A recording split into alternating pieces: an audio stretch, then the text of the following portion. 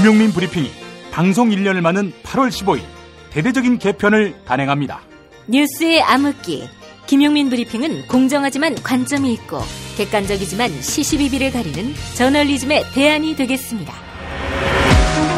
아침과 저녁 하루 2차례에 걸쳐 업로드되는 브리핑에는 기존 인기 코너에 대해 국제 뉴스의 맥, 오늘을 읽는 책, 본격 정치 논평과 풍자 코너, 뉴스 듣기 능력 평가, 이중왕의 허리 디스크쇼 등 새 코너가 신설됩니다. 토요일에는 기존 최동석 칼럼과 김프로이드에 더한 관훈 나이트클럽이 한층 업그레이드돼 선보이고 9월 이후부터 일요일에는 본격 종교개혁 프로그램 기장수수조가 여러분을 찾아갑니다. 세상의 모든 뉴스가 건강해지는 그날까지 김용민 브리핑은 열심히 달리겠습니다.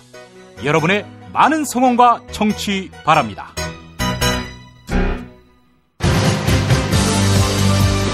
김용민 브리핑 2부 조간 브리핑.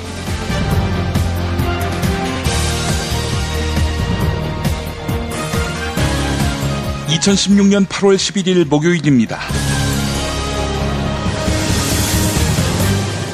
오늘은 김보협 한겨레 디지털 에디터의 대통령은 섬김의 대상이 아니다, 이 칼럼 일부를 소개하면서 시작하겠습니다. 새누리당의 새 대표로 선출된 이정현을 보며 옛일이 떠올랐다. 지난 세기 연도가 일자로 시작하는 1999년 이야기다. 현재의 이정현은 박근혜 대통령과 떼놓고 생각할 수 없다. 그런데 당시에는 이회창 사람이었다. 1997년과 2002년 유력한 대선 후보였던 이회창 한나라당 총재의 보좌역이었다. 정치를 포함해 사회경제 문화 등 각종 현안에 대해서 총재님이 참고하실 자료를 만들고 언론에 보도될 주요 회의 때 총재님 말씀 자료를 준비하는 것이 그의 일이었다. 전략기획도 하고 당 출입 기자들도 만났다. 그는 우리 총재님을 입에 달고 살았다. 하지만 당시 보좌역이라는 직함을 가진 대여섯 명 가운데 이회창과 거리가 먼 쪽에 속했다. 한마디로 비주류였다. 총재님이 좋아할 대학 출신이 아니었다. 신란말이 표준어인 영남당에서 고집스럽게도 그는 백제말을 썼다. 그런 환경에서 살아남아 그 당의 대표까지 된 그의 무기는 열정과 충성심이었다. 어쩌면 자신보다 더 소중하게 생각하는 그분에 대해 언론이 비판적인 기사를 쓰면 어김없이 언론사에 전화를 걸어서 퍼부어댔다. 처음엔 조근조근 해명을 하다가도 꼭 고성이 오가는 논쟁으로 끝났다. 2002년 부총재 박근혜가 이회창 독재에 반발해서 한나라당을 탈당했을 때 이정현의 언사가 곱지 않았던 것으로 기억한다. 한마디로 말해서 이정현이 그때 박근혜를 비판했을 거란 이야기지요. KBS의 세월호 보도에 대해 김시곤 당시 보도국장에게 말폭탄을 쏟아내던 통화 녹음 파일이 지난 6월 공개됐을 때 충성의 대상이 바뀌었을 뿐 이 양반 하나도 변하지 않았구나 생각했다. 몸과 마음을 바쳐 충성하고 섬길 대상은 뭔가 영원한 맛이 있어야 한다. 어느 날 사라져버린다면 그 나머지 삶이 얼마나 허무할까. 네, 몸과 마음을 바쳐 충성하고 섬길 대상, 사람이 아니라 국민이어야 한다. 이런 웅변이지요. 네, 광고 듣고 본격적으로 시작하겠습니다. 생활고 때문에 건강보험료를 내지 못한 사람들에게 병원은 사치입니다. 당신의 기부가 누군가에겐 건강할 권리를 찾는 소중한 기회가 됩니다. 검색창에 아름다운 재단을 검색해주세요. 중고차 거래하면 일이 술술 잘 풀리는 조광래 중고차 1800-9538 고맙습니다. 노력한 만큼 내어주는 자연, 그 자연의 마음을 알기에 정성농장 홍삼. 검색창에서 정성농장 홍삼을 검색해주세요. 010-9754-6972. 미궁 장사랑! 구렁이 똥 이뻤다. 장이 살아야 내 몸이 산다. 혈중 콜레스테롤 개선과 배변 활동에 도움을 주는 건강기능식품입니다. 빅동의 추억 미궁 장사랑. 지금 검색창에 미궁 장사랑을 검색하세요. 핸드폰 기종 최다 케이스 보유하고 있는 사이트는 친구 사진, 애인 사진까지. 나만의 DIY 제작 케이스는 바니몽. 디자인 예스, 총알 배송 예스. 070-5029-0330에서 2번까지. 포털 사이트에서 바니몽을 검색해주세요. 기왕 새누리당 전당대회 이야기가 나온 김에 조선일보 일면 기사도 보겠습니다. 이대로면 대선 패배라고 아무도 말 안 한 새누리당 전당대회, 이런 제목입니다.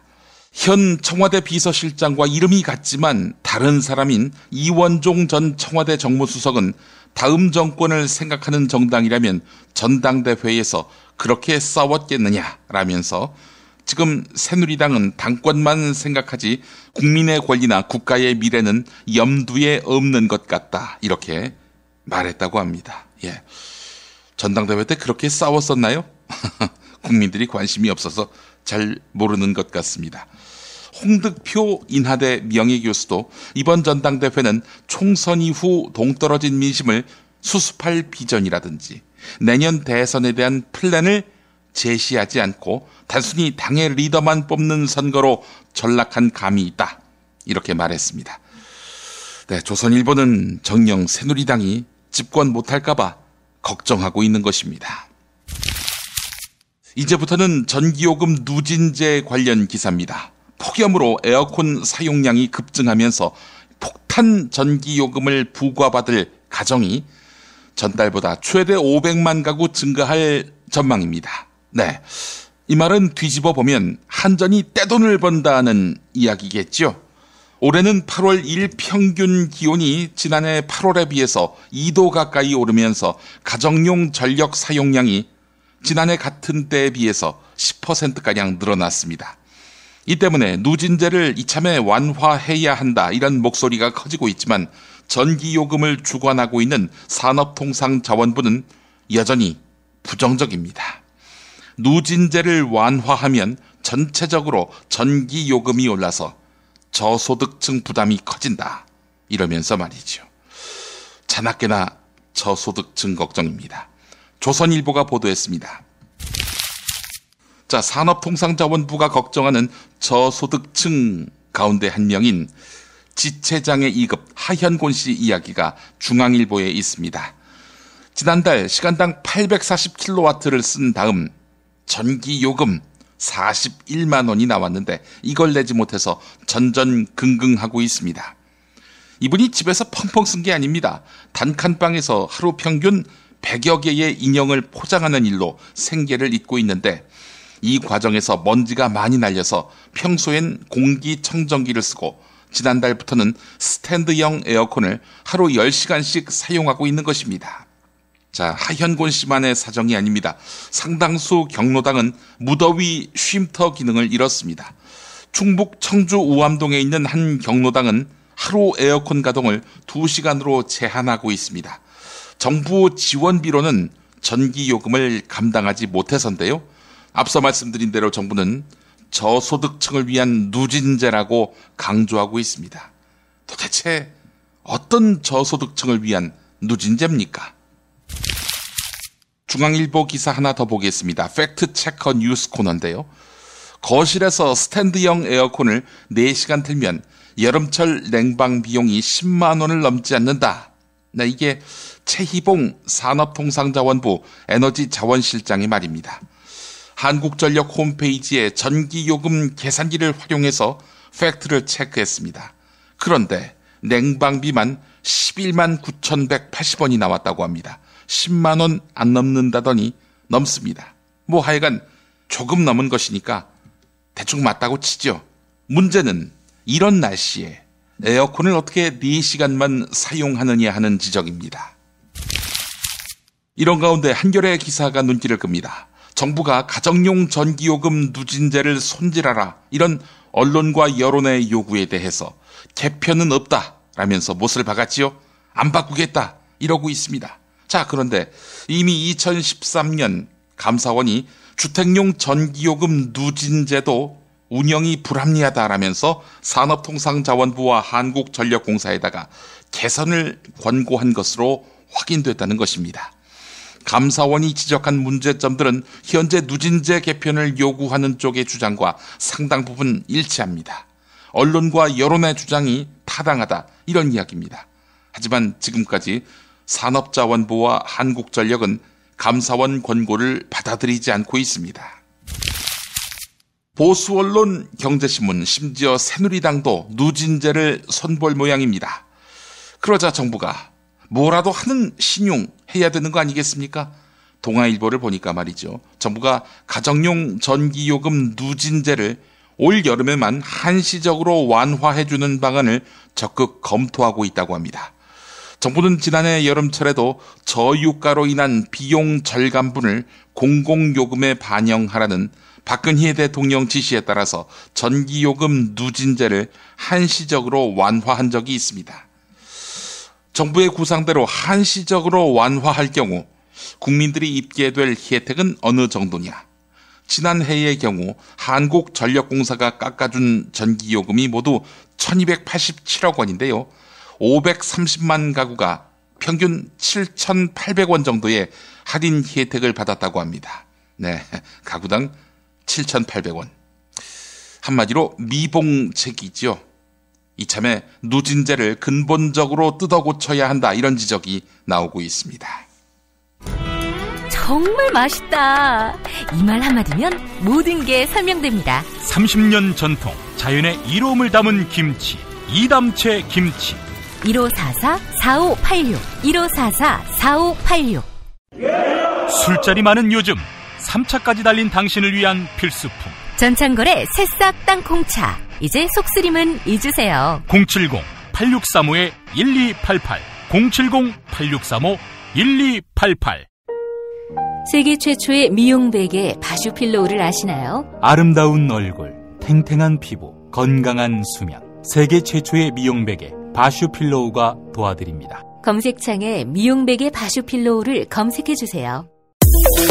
건강식품의 지존 전복을 택한다면 100% 완도에서 잡은 와우 전복. 네이버에서 와우 전복을 찾으세요. 010-2443-0818. 한우 사고를 집어넣고 24시간 팔팔 끓인 곰탕, 연지연 곰탕. 어린이부터 노인까지 누구나 좋아하는 건강식 연지연 곰탕. 택배로 신청하시려면 010-7252-1114. 한국은 독재를 해야 돼. 하나님의 독재 아니었어, 하나님. 이런 걸 해결한 분이 고 박정희 대통령인 줄로 믿습니다. 특별히 전두환 사령관을 위해서 하나님 앞에 기도합니다. 누가 경제 살려달라고 대통령 세웠어? 우리가 장모님을 대통령 세울 때는 종북주의자 척결해 달라고 세운 거야. 혐오를 부추기고 자본에 탐닉하는 교회. 그렇게 예수로부터 멀어진 한국 개신교를 전면적으로 해부했습니다. 한국 개신교와 정치. 한국 개신교에서 가장 핫한 인물, 문화학 박사 김용민이 심혈을 기울여 만든 한국 개신교와 정치. 소명출판에서 나왔습니다. 이번엔 우병우 속보입니다. 한겨레 참 집요합니다. 우병우 청와대 민정수석 일가가 기흥 컨트리클럽 안에 있는 별장을 사적인 용도로 써온 것으로 확인됐습니다. 경기도 화성시는 별장에 대한 현장 조사 결과 직원 기숙사로 쓰도록 돼 있는데 그렇게 쓰지 않고 있는 것으로 확인됐다고 밝혔습니다. 자, 그렇다면은 우병우 수석 처가가 처음부터 개인 별장 용도로 쓰기 위해서 거짓으로 건축 신고를 했을 가능성이 제기됩니다. 골프장 안에 있는 별장 아닙니까? 골프장은 체육시설로 분류되는데 여기에는 사적인 시설을 지을 수 없도록 되어 있습니다. 한겨레가 보도했습니다. 관련한 한겨레 사설도 보겠습니다. 하루가 멀다 하고 양파 껍질 벗겨지듯 비리 의혹이 제기되고 있는 우병우 수석을 왜 대통령은 감싸고 있는지 국민들은 이해하지 못한다. 새누리당 새 대표가 된 이정현 의원 역시 한겨레 인터뷰에서 우병우 수석이 정부 여당에 큰 부담이 되고 있다고 말한 바 있다. 그렇다면 이런 여론을 대통령에게 분명히 전달해서 올바른 판단을 하도록 하는 것이 집권여당 대표의 역할일 것이다. 잘못이 드러난 게 없는데 왜 바꾸느냐는 청와대 입장을 되풀이한다면 새누리당은 도로 친박당, 청와대 시종이라는 비판에서 헤어나올 수 없을 것이다. 이런 내용입니다. 장인철 한국일보 논설위원회 칼럼 청와대가 환구시보와 다투어서야 이 내용도 주목됩니다. 지난 7일 김성우 청와대 홍보수석이 직접 사드 배치와 관련한 중국 관영 매체 환구시보의 보도를 비판하고 나섰다. 청와대의 정무 시스템이 제대로 작동하는지조차 의심하지 않을 수 없는 악수였다. 어떤 주요 국가도 외교 문제로 비화될 수 있는 사안을 국가원수의 공식 창구를 통해서 그렇게 직설적으로 논평하지는 않는다. 청와대는 단순히 정의나 의리, 국민에 대한 충정만으로 움직여서는 곤란하다. 그건 말단 행정 서비스의 가치일지언정 국가대사의 원칙과 전략을 올바로 세우고 굳건히 시행하기 위해서는 합당한 의사결정 시스템이 정상 가동돼야 한다. 청와대 홍보수석의 논평에 앞서 그 적절성에 대한 깊이 있는 정무적 논의도 없었다면 현 정부는 매우 위태롭고 위험하다. 저급한 충성으로 작동되는 박근혜 정부 권력. 정말 위태롭지요? 대우조선 해양의 자금이 민유성 전 산업은행장 가족 소유의 부동산 임대업체로 유입된 정황이 포착됐습니다. 남상태 씨, 대우조선 사장으로 있을 때 사장을 한번 더 하고 싶었습니다. 자, 그렇다면은 누구를 상대로 로비를 해야 되겠습니까? 대우조선의 소유주, 산업은행장 아니겠습니까? 당시 산업은행장은 민유성 씨였습니다. 자, 그래서 남상태 전 사장의 자금, 연임을 위해서 로비하기 위해 쓴 자금이 여러 단계에 걸쳐서 민유성 당시 행장 측에 흘러 들어간 것으로 검찰은 의심하고 있습니다. 그래서 전방위적인 자금 추적에 나섰는데요. 민유성 전 행장이 검찰 수사선상에 오르면서 이명박 정부에서 불거졌던 산업은행과 대우조선의 정경유착 의혹도 재조명받게 됐습니다. 그동안 대우조선에 대한 산업은행의 수조 원대의 공적자금 지원에는 정권의 외압, 정권의 특혜가 있었다. 이런 논란이 끊이지 않았는데요. 기획재정부 장관 출신의 MB 측근 강만수 산업은행장, 지금은 전직입니다마는 강만수 전 산업은행장은 대우조선에 일감 몰아주기 등을 강요한 정황이 드러났습니다. 자기하고 가까운 사람에게 대우조선 너희들 일감을 몰아줘라. 너희들의 비위는 눈 감아줄 테니까. 이런 식으로 야로를 부렸던 정황이 드러났지요. 그래서 강만수 씨는 이미 피의자 신분입니다. 2009년 3월 그렇게 해서 천신만고 끝에 남상태 씨가 사장에 연임합니다. 당시 국회 정무위원회는 배후에 정권 개입이 있다 이렇게 의심했습니다. 영부인 김윤옥 씨의 입김이 있었다는 이야기가 공공연히 나오고 있는데 국민일보는 MB의 판도라 상자가 열린 것 아니냐 이렇게 해설했습니다. 이화여대 재학생과 졸업생이 대규모 집회를 열어서 해방이화 총장 사퇴를 외쳤습니다. 한 10,000명 정도 모였다고 합니다. 최경희 총장 그만두라 이렇게 압박하고 있는데 모래알처럼 흩어져 철저히 개인으로 움직여온 20대 이대생들이 자발적으로 뭉쳤다는 점 매우 놀랍습니다. 하지만 한겨레는 이번 문제가 사회적 확장성을 확보하지 못했다는 지적을 제기했습니다. 이화여대생들은 최경희 총장의 항복 선언을 순수한 이화인들의 승리로 규정했습니다. 순수한 이화인들. 불순한 이화인도 있었나요? 이들은 농성 초기부터 정치색을 띤 어떠한 외부 세력과도 무관하다라고 선언했습니다. 교육부가 압박한 이 사업에 반대하는 이화여대생들을 지지한다는 다른 대학들의 연대 집회도 거절하고 정치권이 내민 손도 잡지 않았습니다. 학교 내부에서도 같은 입장임에도 불구하고 운동권으로 지목된 학생들을 투표에 붙여서 농성장 밖으로 쫓아냈습니다. 그래서 지난 7일 자신을 익명의 이화인이라고 밝힌 한 학생이 대자보를 붙였는데요. 이화여대의 순수성에 대한 논의는 또 다른 폭력으로 느껴진다. 이런 내용이었습니다. 경북 성주도 처음엔 그랬지요. 그런데 지금은 다르지 않습니까? 성주는 외부의 손을 내밀었고 성주 주민의 2배가 넘는 이른바 외부 세력의 도움으로 성주 주민의 2배가 넘는 10만 백악관 청원이 달성되지 않았습니까? 예. 드러난 현상만이 아니라 뉴스의 흐름, 의도까지 짚어드리겠습니다. 매일 종합일간지 주요 기사와 칼럼을 전해드리는 시간. 김용민의 조간 브리핑. 월요일부터 토요일까지 여러분의 뉴스 보좌관 김용민이 함께합니다.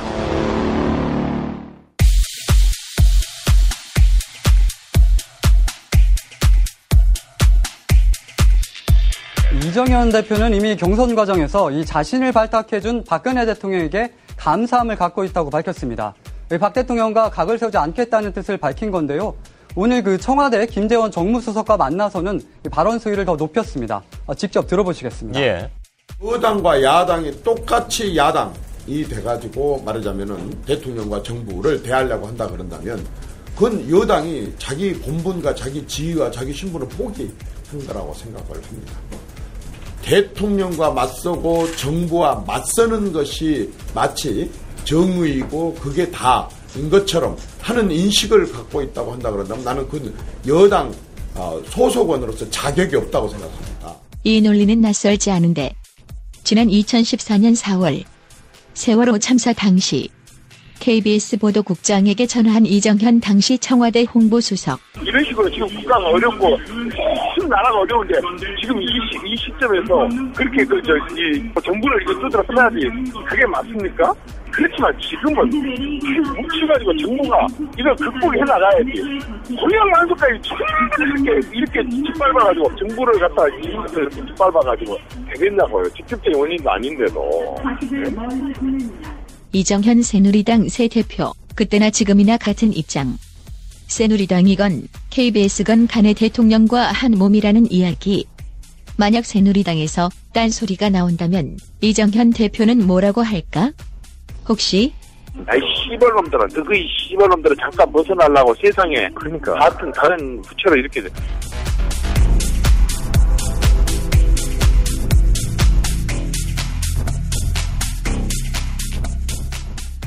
경향신문 사설 하나 보면서 마무리하겠습니다. 개성공단이 문을 닫은 지 오늘로 6개월째다.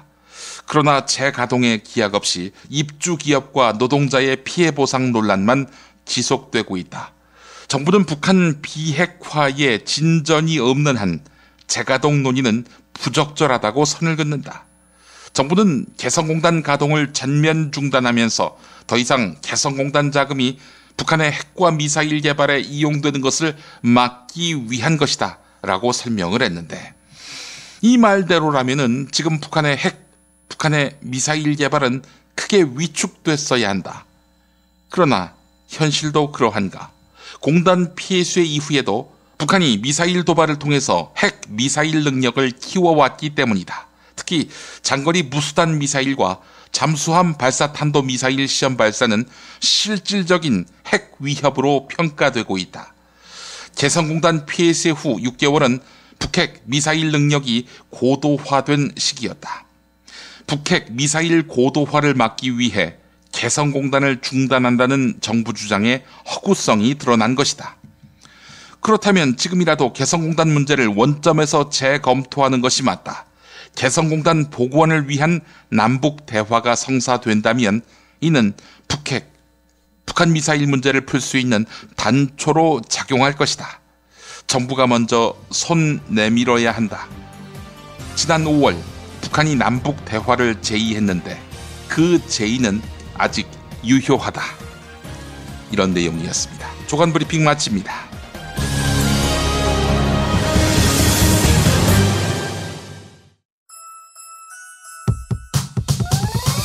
이번 방송 괜찮았나요? 작별의 여운 이렇게 표시해주세요. 다운로드하기, 댓글 달기, 구독하기, 별점 주기. 더 좋은 방송 만들어달라는 약속? 이렇게 응원해주세요. 다운로드하기, 댓글 달기, 구독하기, 별점 주기. 기억하셨죠? 다운로드하기, 댓글 달기, 구독하기, 별점 주기.